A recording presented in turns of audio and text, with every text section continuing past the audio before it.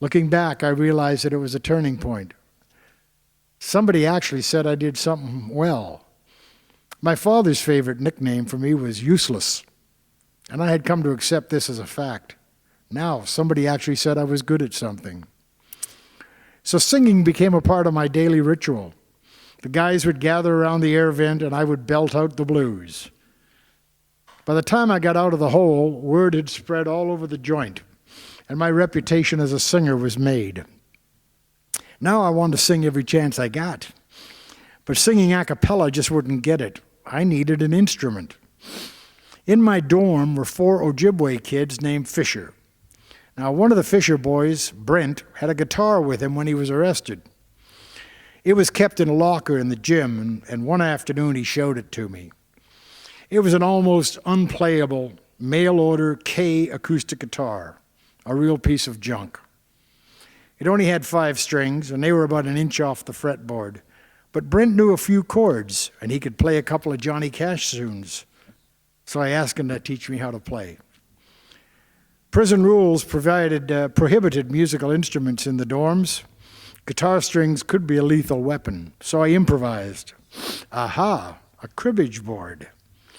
A guy in the carpenter shop planed it down to roughly the shape and dimensions of a guitar neck, and I drew strings and frets on the mock fretboard. I found a guitar instruction book in the library, Mel Bay's 1001 Guitar Chords, and I began to practice. Sitting on my bunk, silently practicing chords that only I could hear. In the gym, however, once a week, I got to borrow Fisher's guitar for a couple of hours so I could actually hear what I'd been practicing. He let me work on the guitar. I ordered some mail-order strings, took the nut off, ground it down on the concrete floor, and reset the neck angle so it was actually playable. That Christmas, I played on a makeshift stage in the gym with a squeaky microphone and my cheap guitar. I played a couple of Jimmy Reed tunes, Peepin' and Hidin' and Big Boss Man. I knew some Robert Johnson, some Lead Belly, and of course, the prison favorite, Johnny Cash. I Walked the Line. I played for nearly an hour and the place went nuts. The guys cheered and clapped and hollered for more, and I was in my glory. I loved every minute of it, and I left the gym that day with a dream. Maybe I could actually do this for a living. Maybe people out on the street would react the same way as the guys in the joint. Maybe I really could be a musician. Maybe I wasn't useless.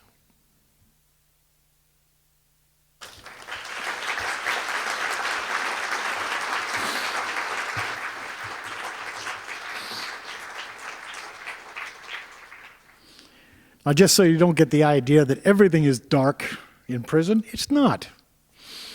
It's not. I met some great people in prison. I met some very smart people in prison. And so I thought I'd defy my publicist buddy back there and kind of throw a couple of things in that throw a light on what it's like in prison and maybe a little bit of a tongue-in-cheek look at what it's like. Because I spent from age 15 to age 21 as a guest of the Ontario and Canadian government in many of their luxury hotels. I've always loved books, and in prison, not only is there plenty of time to read, but escaping into the fantasy world of literature allowed me to be anywhere but where I was. For a few hours each night, I could be in Spain fighting bulls with Hemingway. I could trudge the Dust Bowl highways with John Steinbeck and ride the Mississippi riverboats with Mark Twain. Contrary to the popular image of inmates scratching off their days on a calendar, that's just not how it is. Counting your days makes the time seem interminable.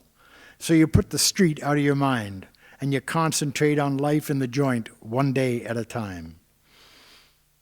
The hardest time is the last few months of your bit, when the prospect of freedom actually becomes a reality and every day becomes an eternity. Some guys actually go over the wall with only a few days left in their sentence. They just can't take the waiting. And the prospect of life outside the structured environment of the joint is terrifying for them. I was in real danger of being institutionalized at this point. Life on the street was hard, and I had it pretty good in jail. On the street, I was a broke, homeless kid. But in the joint, I had a certain status. Believe it or not, there are guys who are so successful in jail and such a failure on the street that they deliberately keep coming back. They are institutionalized. Now, the only thing I couldn't get in jail was sex. Got your attention with that, didn't I? And at 18 years old, my hormones were running wild. Some of the wheels kept kids, quote unquote, young gay inmates who could be used for sex. They were pampered and protected by a wheel or old man. I never understood the twisted code governing sex in the joint. Among the toughest and most macho guys, a homosexual relationship with a kid is winked at.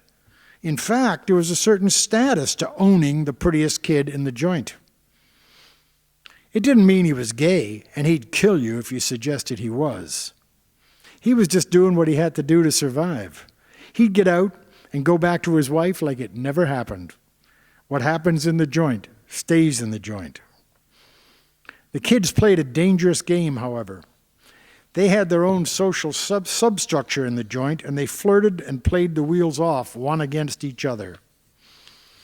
Guys got stabbed over the ownership of a kid. Masturbation is a lot safer. Now the screws, guards to y'all, used to tiptoe down the cell block at night with a flashlight. It was a game with them, trying to catch a guy jerking off. One night a guard we all called Flashlight Freddy surprised a young inmate masturbating. He jumped out in front of the cell and clicked his flashlight on. "What are you doing?" he demanded. Without missing a beat, the young man fired back, 2 years, sir. Postscript, yeah, that inmate was me.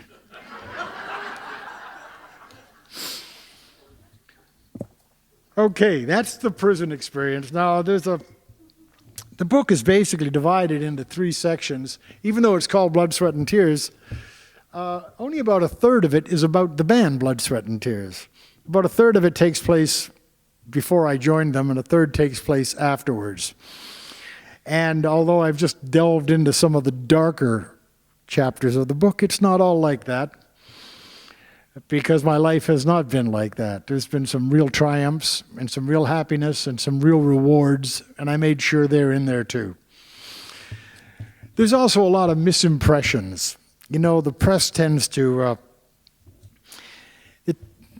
distort things as years pass by. We all look back at Woodstock with these kind of rosy-colored glasses, love, peace, flowers, love beads. And there was a lot more to it than that, as a gentleman from the Star just pointed out. It was a tumultuous time, and there was more to Woodstock than just a bunch of stone people and a lot of mud. There was a genuine movement and an idealism. So I'd like to give you, before I finish this and talk to Ben, about my memories of Woodstock, because it's been suggested that this would be relevant to this reading. I'm often asked about my memories of Woodstock. History has painted the festival in pastels like a Peter Max poster. 3 days of love, flowers, and peace. History has conveniently marginalized the anger that drove 600,000 people to march on a little town in upstate New York. Woodstock was the inevitable result of the outrage that swept the youth of America. It was primarily young people who were being brought home in body bags from Nam, and the flower-powered generation had had enough.